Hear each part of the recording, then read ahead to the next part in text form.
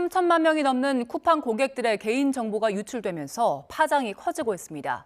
경찰이 용의자 파악에 수사력을 모으는 가운데 내부망 접근이 가능한 인증키가 방치돼 범행이 가능했다는 의혹도 불거지고 있습니다. 취재기자 연결해서 자세히 알아봅니다. 김희영 기자, 지금 경찰 수사는 어떻게 진행되고 있습니까? 네, 경찰은 정보를 유출한 피의자가 누군지 모든 가능성을 열어두고 수사하고 있다고 밝혔습니다. 일단은 쿠팡을 퇴사한 중국인 직원이 유력한 용의 선상에 올라가 있는 상태인데요. 퇴사한 뒤에도 이 직원에게 발급된 액세스 토큰의 서명키가 폐기되지 않으면서 대규모 정보 유출이 가능했다는 분석이 나오고 있습니다.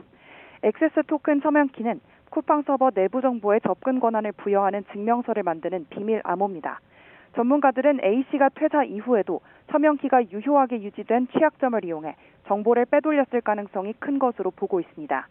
앞서 경찰은 지난달 21일 이건전 조사에 착수한 지 4일 만에 쿠팡 측 고소장을 접수해 정식 수사로 전환했고 지난달 28일 고소인 조사를 진행했습니다.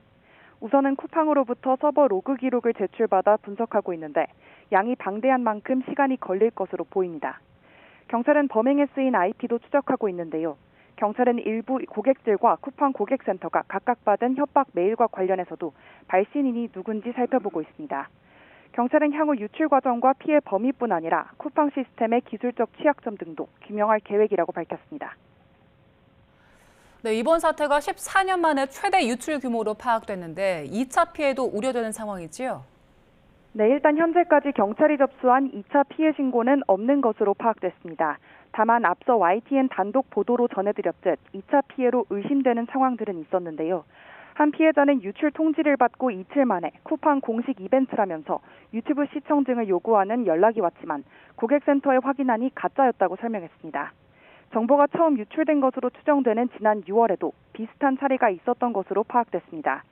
앞서 지난달 16일 유출 피해 고객은 4,500명 정도로 알려졌는데 알고 보니 3,370만 개 계정이 피해를 본 것으로 드러났죠.